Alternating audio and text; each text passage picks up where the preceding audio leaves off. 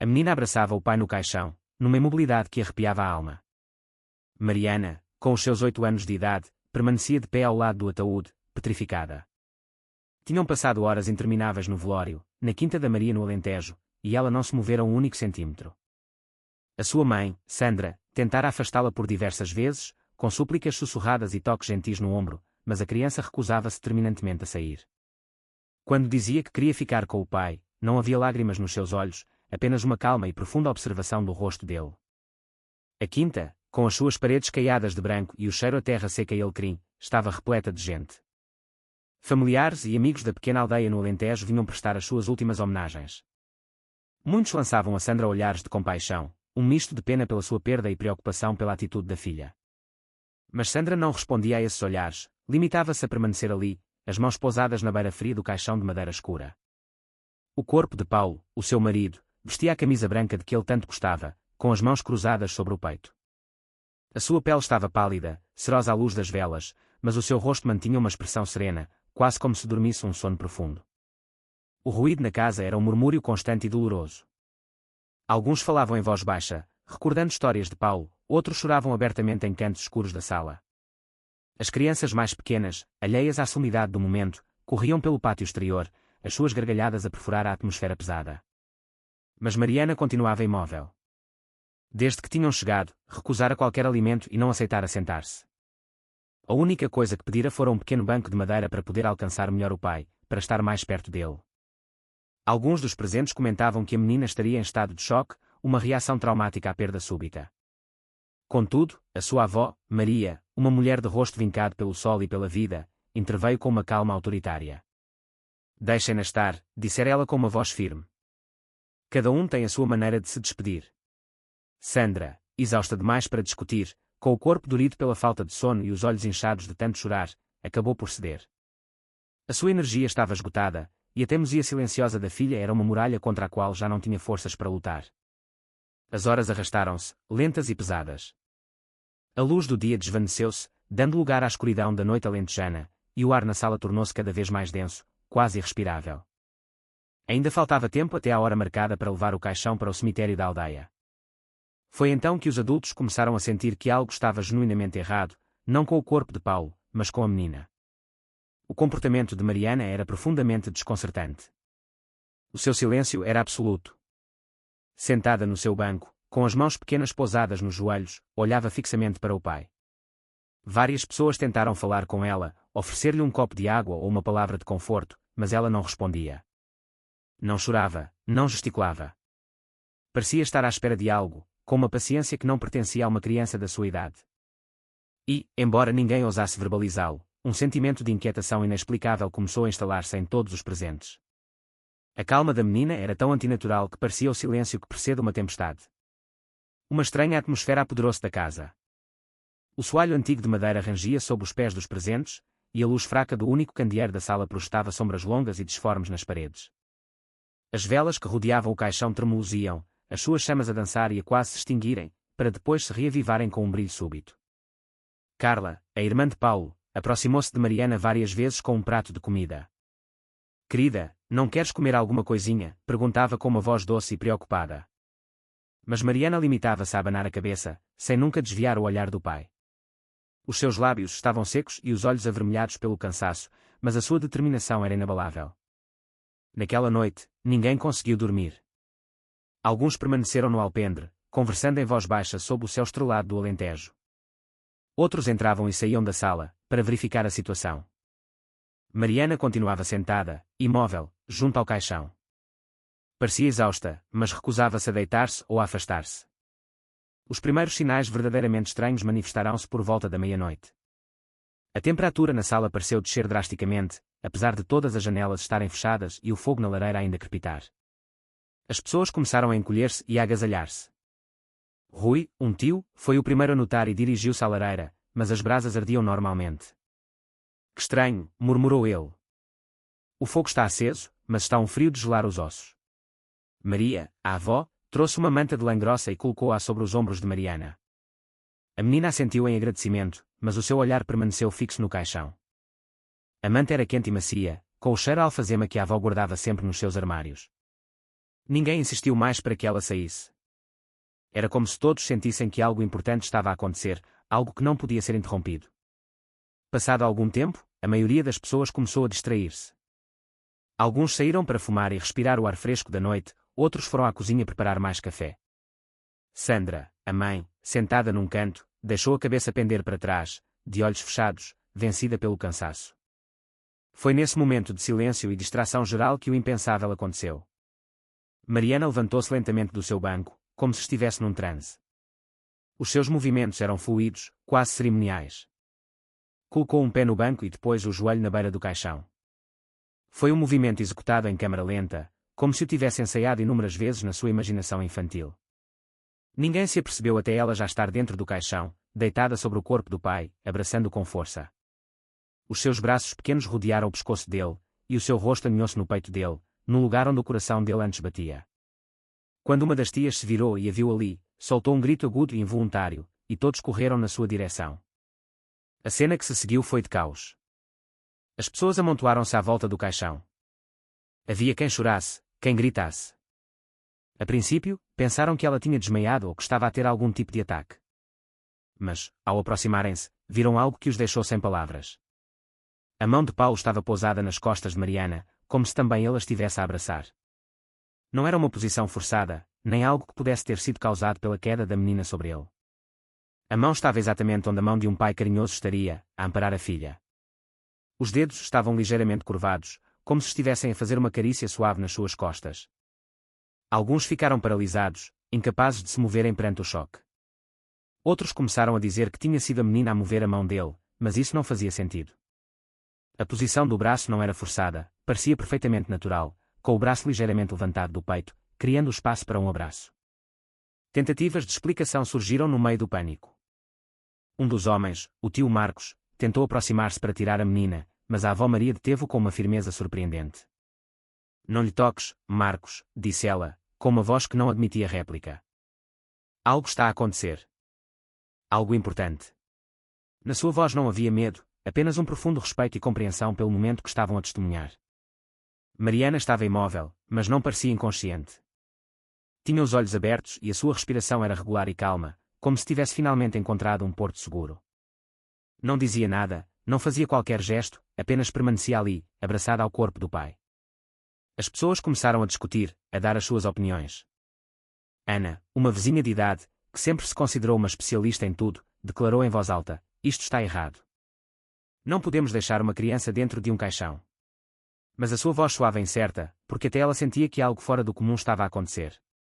O jovem padre da aldeia, Diogo, que tinha vindo rezar as últimas orações, mantinha-se à parte, com uma expressão de puro espanto. No seminário, nunca o tinham preparado para uma situação como aquela.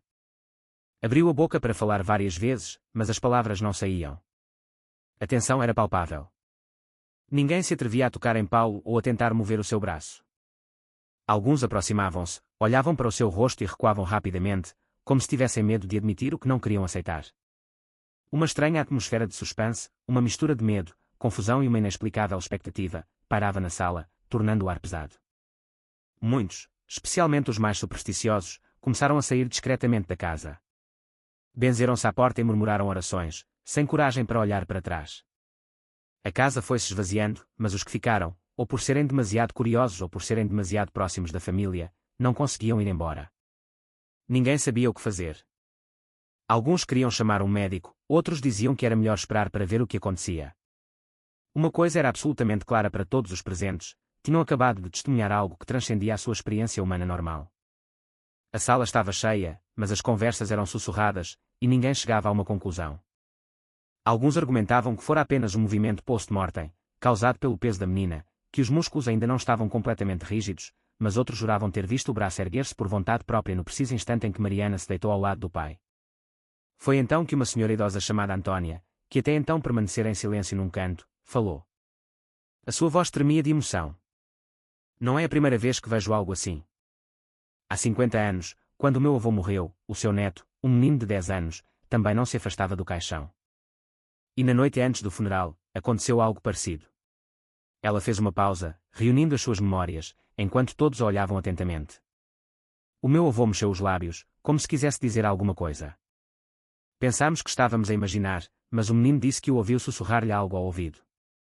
No dia seguinte, quando levávamos o caixão para o cemitério da aldeia, o menino parou de repente e disse que o avô tinha uma mensagem para a minha avó. O silêncio na sala era total. Cada palavra de Antónia ressoava nos corações dos ouvintes. E sabem que mais? A mensagem era algo que só o meu avô poderia saber. Era sobre um esconderijo secreto onde ele guardava dinheiro para a família, para uma emergência. Ninguém, além dele, sabia daquele lugar. O que mais intrigava a todos era que Mariana continuava serenamente deitada, com a cabeça no peito do pai, e a mão dele continuava nas suas costas, como se estivesse verdadeiramente a segurá-la. A cena era simultaneamente comovente e assustadora, bela e incompreensível. A tensão era tal que muitos começaram a sentir-se mal e tiveram de sair para apanhar ar. O Sr. Sérgio, um vizinho, não aguentou o suspense e decidiu agir. Telefonou para um médico de uma vila próxima, pedindo-lhe que viesse o mais depressa possível, explicando a situação da forma mais clara que conseguiu. O Dr. Ricardo Santos chegou 40 minutos depois, num UMM antigo cujo motor ruidoso quebrou o silêncio da noite. Era um homem de meia-idade, com uma barba grisalha e olhos cansados, mas gentis. Trazia consigo uma mala médica e uma expressão de quem fora acordado à meia da noite para uma chamada desagradável sobre alguém que já estava morto. No entanto, quando entrou na casa e viu a cena na sala, a sua expressão mudou completamente. O médico era experiente. Já tinha feito centenas de partos, tratado doentes e declarado óbitos. Mas nunca tinha visto nada assim.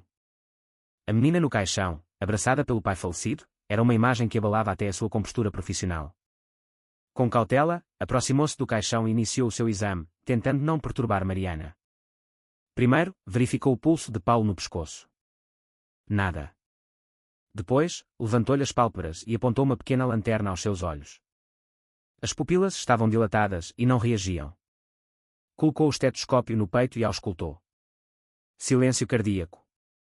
Clinicamente, este homem está morto, disse ele em voz baixa aos presentes. Sem pulso, sem respiração, sem reflexo pupilar. Todos os sinais apontavam para a morte. Mas, mesmo enquanto falava, o médico parecia incerto. Havia algo naquela cena que o perturbava. Tentou levantar cuidadosamente o braço de Paulo para testar a rigidez cadavérica, mas parou. O braço não estava tão rígido como deveria estar depois de tantas horas. Os músculos pareciam relaxados, quase vivos. Isto contrariava todo o seu conhecimento médico. Estranho, murmurou ele. Muito estranho. Verificou novamente a temperatura do corpo, pousando a mão na testa do falecido. A pele estava fria, mas não o frio gélido que seria de esperar. O médico franziu o sobrolho e tirou um termômetro da mala para uma medição mais precisa. Entretanto, a mãe de Mariana, Sandra, continuava no seu canto, a lutar com uma torrente de emoções. Estava exausta, não só pela dor da perda do marido, mas também pela angústia em relação à filha. Sandra queria arrancar Mariana do caixão, abraçá-la e levá-la para longe daquele pesadelo. Mas, de cada vez que tentava aproximar-se, algo a detinha. Talvez fosse uma intuição que lhe dizia a importância daquele momento, ou talvez fosse simplesmente o medo do desconhecido. A menina parecia tão em paz nos braços do pai que perturbá-los parecia um sacrilégio. Um dos tios de Mariana tentou pegá-la ao colo gentilmente, mas, pela primeira vez desde que tudo começara, ela mostrou resistência. Sem abrir os olhos ou dizer uma palavra, agarrou-se com mais força ao pai e abanou ligeiramente a cabeça. Foi um movimento quase imperceptível, mas claro para todos. Nesse preciso momento, a avó Maria, que se mantivera em silêncio, decidiu revelar o que guardara para si durante tantos anos. Aproximou-se do médico e puxou para um canto, longe de ouvidos curiosos. A sua voz tremia de emoção quando começou a falar. Doutor, há algo que o senhor precisa de saber sobre o meu filho, disse ela em voz baixa. O Paulo, desde jovem, sofria de uma condição estranha, uma doença que mantivemos em segredo de quase todos. Quando ele tinha 20 anos, aconteceu-lhe algo muito estranho. Ela parou, recuperando a compostura. Encontramo-o no chão do quarto, inconsciente. Não respirava, não tinha pulso, não reagia a nada. Tínhamos a certeza de que estava morto. Eu já estava a preparar o funeral quando, 6 horas depois, ele abriu os olhos e perguntou por que é que todos estavam a chorar. O médico ouvia atentamente, a sua mente clínica a processar a informação. Levámo-o aos melhores especialistas da capital, continuou a avó. Depois de muitos exames, foi-lhe diagnosticada catalepsia. Os médicos explicaram que é uma condição raríssima em que todas as funções vitais abrandam a um ponto tal que a pessoa parece morta. Catalepsia, repetiu o médico, pensativo. Sim, já li sobre isso em revistas médicas, mas nunca encontrei um caso na vida real. De facto, pode simular a morte com uma precisão que pode enganar até os médicos mais experientes. A avó assentiu, um novo entendimento a clarear no seu rosto. Os médicos disseram que poderia acontecer novamente, em momentos de stress extremo ou trauma. Paulo nunca contara a ninguém sobre o diagnóstico. Nem mesmo a Sandra. Tinha medo que as pessoas o tratassem como um doente. Quando soubemos do acidente de viação, pensei nisso imediatamente, confessou ela. Mas não me atrevi a dizer nada. Tive medo que pensassem que eu era uma velha louca que não conseguia aceitar a morte do filho. O médico absorveu a história e voltou a aproximar-se do caixão, mas desta vez com uma perspectiva completamente diferente. Começou um exame mais minucioso, usando todo o seu conhecimento e experiência. Com a catalepsia, os sinais de vida podiam ser tão fracos que passariam despercebidos num exame superficial. Tirou um pequeno espelho da mala e segurou-o junto aos lábios de Paulo, à procura de condensação. Durante alguns momentos, nada aconteceu, mas depois, uma névoa tênue formou-se no espelho. O coração do médico começou a bater mais depressa. A tensão na sala aumentou ainda mais quando Beatriz, uma jovem universitária que estava na sala ao lado, pegou no telemóvel e disse que tinha gravado o momento em que a mão de Paulo começara a mover-se. Até então, ninguém lhe tinha prestado muita atenção, mas agora todos a olhavam com curiosidade. Eu estava a filmar para o meu blog, confessou ela, um pouco envergonhada. Queria mostrar como são os velórios na nossa aldeia. Mas, quando revi o vídeo, vi algo incrível. Ela reproduziu a gravação no ecrã do telemóvel, e as pessoas amontoaram-se para ver. O vídeo mostrava claramente Mariana a subir cuidadosamente para o caixão. E, no momento em que ela se deitou ao lado do pai, o braço dele levantou-se lentamente e pousou nas suas costas. O movimento era suave e deliberado, nada parecido com um espasmo ou um movimento acidental. Meu Deus, sussurrou alguém na multidão. Aconteceu mesmo. O vídeo dissipou quaisquer dúvidas de quem pensava que tinha sido imaginação ou que a menina tinha movido a mão do pai sem querer. A prova era irrefutável. A mão movera-se sozinha. Isto foi suficiente para calar toda a gente e fazê-los olhar para a cena no caixão com um novo entendimento. Alguns começaram a benzer-se, outros a rezar em voz baixa, e alguns apenas observavam em silêncio, maravilhados com o mistério que estavam a presenciar. O Dr. Ricardo Santos decidiu não tirar conclusões precipitadas. Pediu a todos que se afastassem um pouco para lhe dar espaço para um exame mais aprofundado. Se isto for realmente catalepsia, explicou ele, precisamos de ter muito cuidado. Qualquer movimento brusco poderia ser prejudicial. Ele não tentou remover Mariana. Compreendeu que, de alguma forma, a menina estava a sentir a condição do pai melhor do que qualquer equipamento médico. Em vez disso, começou a verificar os sinais vitais do pai com métodos mais modernos, capazes de detectar até os mais ínfimos sinais de vida. Usando um oxímetro de pulso portátil, tentou medir a saturação de oxigênio no sangue de Paulo. O aparelho não deu leitura durante vários minutos, mas depois começou a registrar sinais muito fracos e irregulares. Era como o ritmo cardíaco de alguém em coma profundo ou sob anestesia. Há alguma coisa, disse o médico em voz baixa aos presentes. Muito fraco, mas está lá. Ele pegou num estetoscópio de nova geração, mais sensível do que os modelos padrão. Aplicando-o em vários pontos do peito de Paulo, começou a detectar sons muito tenues, como uma respiração muito lenta e profunda. Enquanto esperava e observava, o médico ordenou que ninguém fechasse o caixão ou se preparasse para levar o corpo para o cemitério. Preciso de tempo para observar, explicou ele. Se for realmente catalepsia, o estado dele pode mudar nas próximas horas.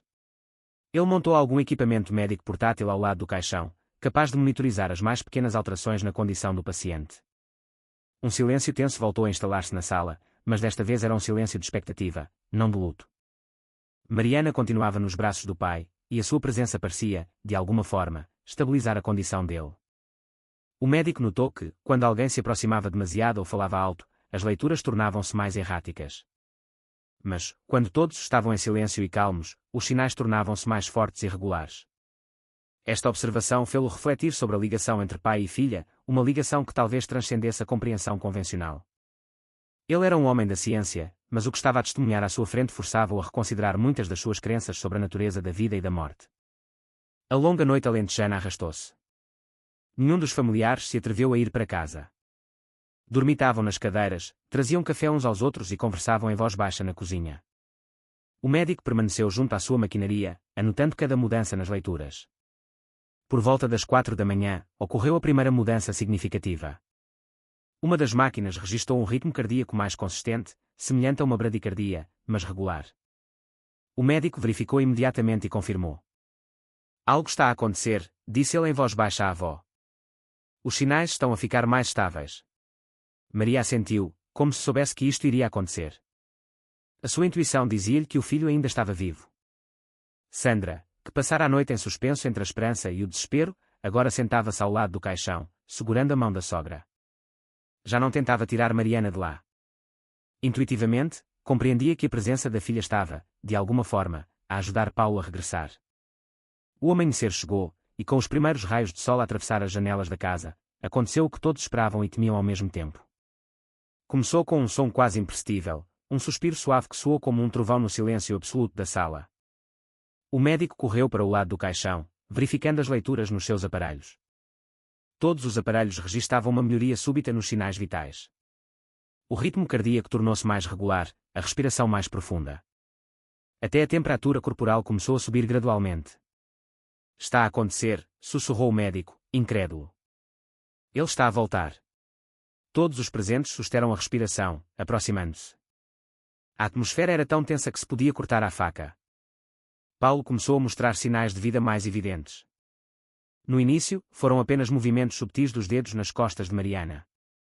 Depois, as suas pálpebras tremeram ligeiramente, como se ele estivesse a tentar abrir os olhos, mas ainda não tivesse forças. À medida que ele recuperava a consciência, o médico iniciou procedimentos de reanimação suaves, com o cuidado de não perturbar Mariana, que adormecera nos braços do pai. Verificou as vias respiratórias, massageou suavemente pontos de pressão nos braços e no pescoço, estimulando a circulação. Paulo, chamou ele em voz baixa. Paulo, consegue ouvir-me? Durante alguns segundos longos, nada aconteceu, mas depois, o homem abriu lentamente os olhos. O seu olhar estava turvo e confuso, como o de alguém que acorda de um sono muito longo e profundo. A primeira coisa que viu foi o rosto da filha, a dormir pacificamente no seu peito. Um leve sorriso aflorou-lhe aos lábios, e ele tentou falar, mas a sua voz não saía. O médico deu-lhe rapidamente um pouco de água, ajudando-o a recuperar a fala. Mariana, sussurrou Paulo, quase inaudivelmente. Minha filha. Ao ouvir a sua voz, a menina abriu lentamente os olhos e levantou a cabeça. O seu rosto iluminou-se de felicidade, mas sem surpresa, como se sempre soubesse que o pai iria voltar. Pai, disse Mariana suavemente, sem se afastar dele. Eu sabia que não te tinhas ido embora. Eu sentia que ainda estavas aqui. Paulo, com dificuldade, levantou a mão para lhe acariciar o cabelo, ainda sem compreender totalmente o que se estava a passar. Sandra correu para o lado do caixão. Lágrimas de felicidade corriam-lhe pelo rosto. Abraçou-os aos dois com força, com medo de que aquilo não passasse de um sonho. Maria estava por perto, agradecendo silenciosamente aos céus por a sua intuição de mãe estar certa. Entretanto, o médico chamou uma ambulância para levar Paulo para o hospital local. Apesar de estar vivo, precisava de um check-up médico completo e de observação.